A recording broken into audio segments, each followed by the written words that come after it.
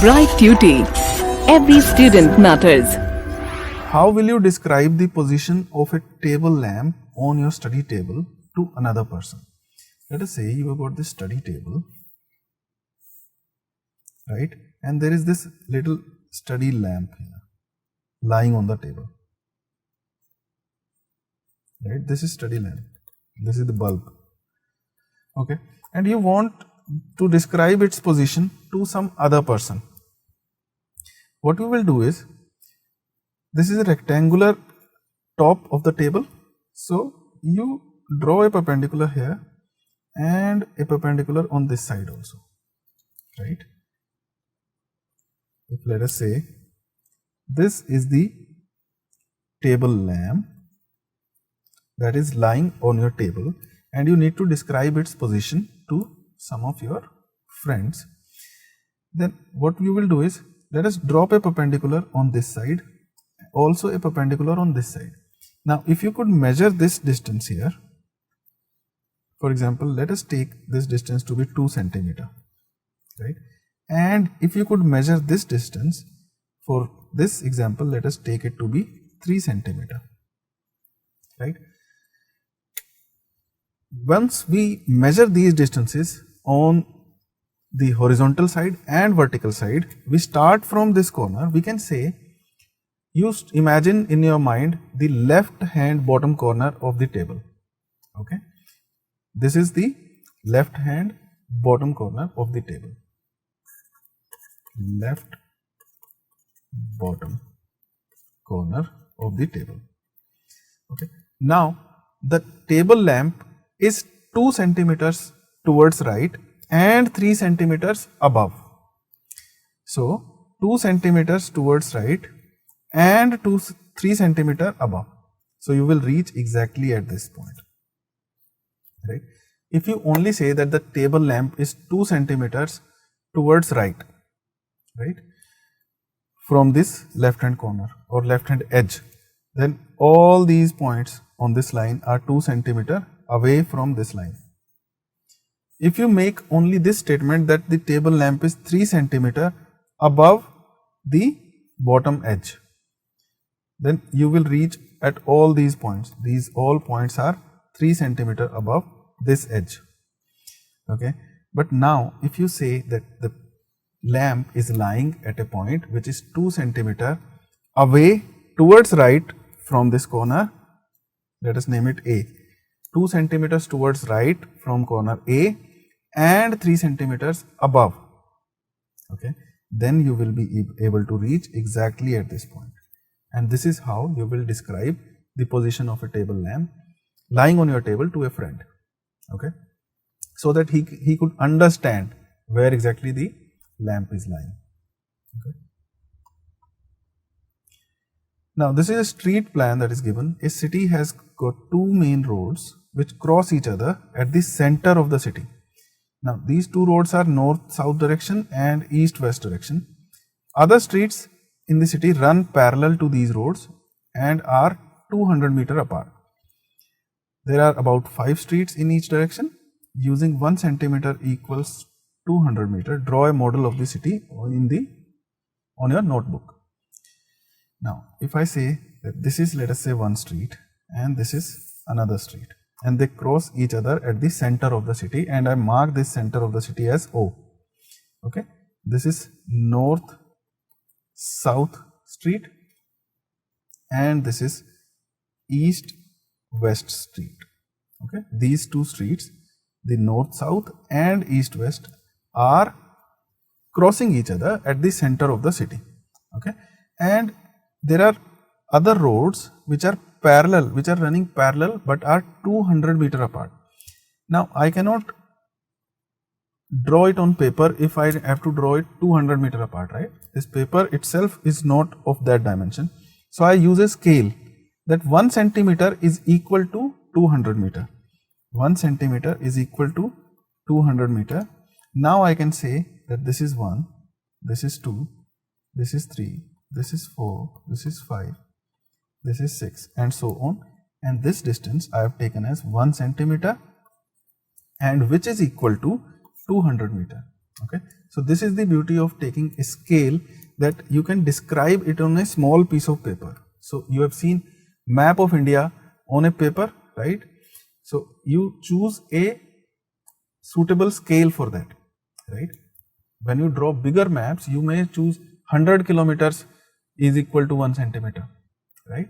And to draw this street plan, I have chosen, as per the instructions, 1 centimeter equals to 200 meter.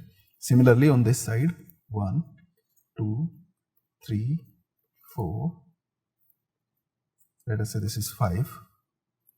Okay, I am not taking any numbers on these sides because I have to choose number of streets. So street numbers are given as 2nd street, 3rd street, 5th street, right?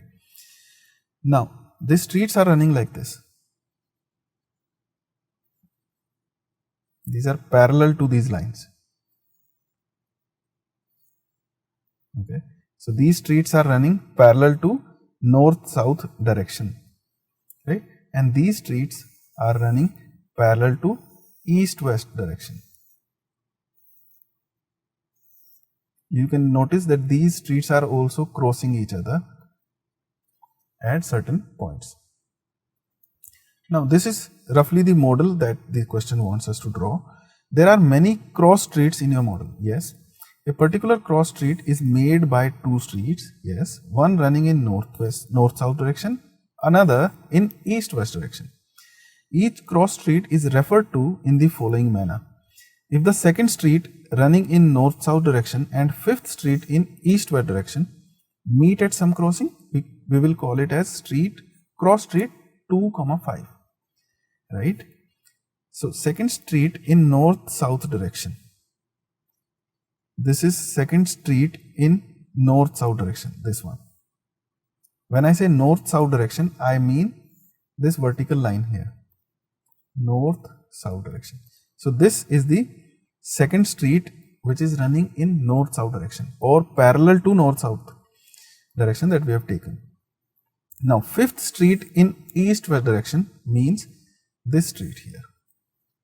Okay, so these two streets, 2nd street in north-south direction and 5th street in east-west direction, cross each other at this point, and this point will be referred to as 2, 5. Now you need to keep this in mind, that the first number here refers to north-south direction, right? The street number in north-south direction, right? And the second number here, which is written in the bracket, refers to number of the street in east-west direction, right? So this will be the convention that we will follow to answer these questions. How many cross streets can be referred to as 4, 3? Now when I say 4, 3, this 4 means the street running in north-south direction, right? So 4 means this street. So this is 4th street in north-south direction, right? And this second number here tells me that it is 3rd street in east-west direction. So which is this one. This is 3rd street in east-west direction. Now where do they cross?